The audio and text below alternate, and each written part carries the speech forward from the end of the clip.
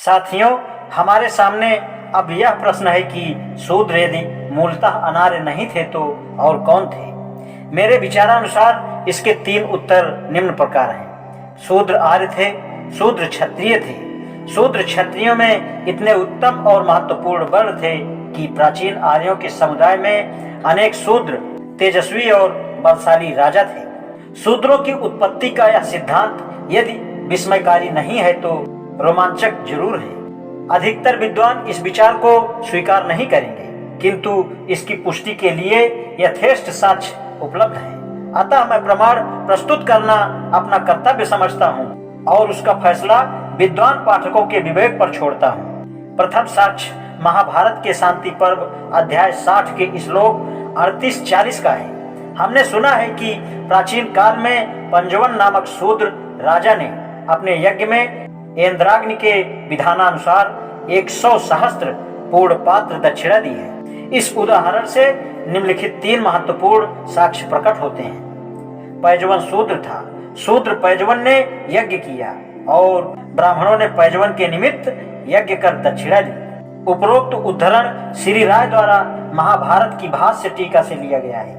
पहली बात तो यह देखनी है कि क्या यह पाठ मूल है या इसमें कुछ अंतर है। इसकी मौलिकता के बारे में श्री राय कहते हैं, जहां तक मेरे संस्करण का प्रश्न है, यह Royal Asiatic Society of Bengal के 50 वर्ष पुराने संस्करण पर आधारित है, जो बंगाल के कुछ विद्वान पंडितों की सहायता से तैयार किया गया।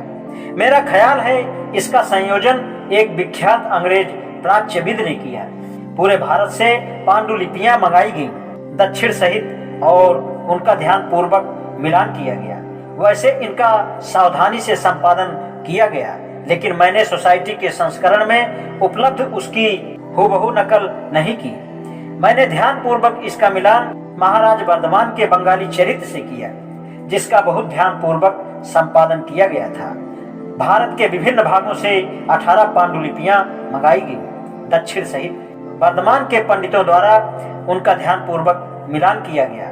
उन्हें एक श्लोक वास्तविक लगा। महाभारत के समीक्षात्मक संस्करण के बहुश्रुत संपादक प्रोफेसर सुत्थानकार ने महाभारत के विभिन्न संस्करणों का निरूपण करके निष्कर्ष निकाला है। उनका कथन है, द एडिशियो प्रिंसेप कलकत्ता 1856, एक शताब्दी के बाद भी इसकी सत्यता असंदिग्ध है।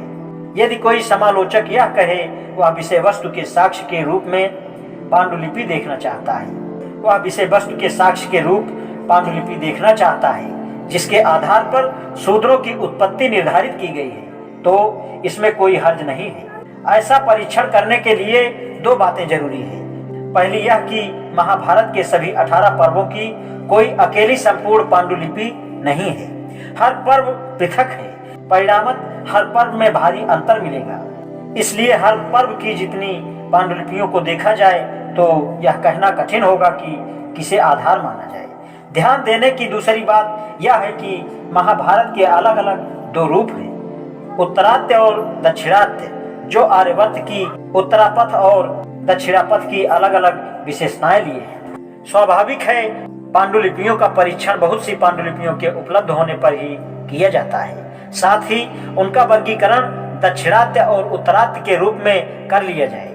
इन बातों को ध्यान में रखते हुए महाभारत के शांति पर्व के अध्याय 60 के श्लोक 38 का भी विभिन्न पांडुलिपियों में पाठांतर इस प्रकार है। शूद्र पैजवनो नाम कुंभकोणम दक्षिणात्य, शूद्र पैलवनो नाम M1 M2 दक्षिणात्य, शूद्र यैलननो नाम M3 M4 दक्षिणात्य, शूद्र वैजननो नाम शूद्रोपि यजने नाम L, शूद्र पौंजलक नाम TC दक्षिणात्य, शूद्रो पैभवनो नाम G उत्तरात्य, पुरा बैजवनो नाम A2 पुरा बैजवनो नाम उत्तरात्य। इन 9 पांडुलिपियों के मिलान से यह परिणाम निकलता है कि क्या ये 9 पांडुलिपियां संकलन करने के लिए पर्याप्त हैं, जिनमें अंतर है।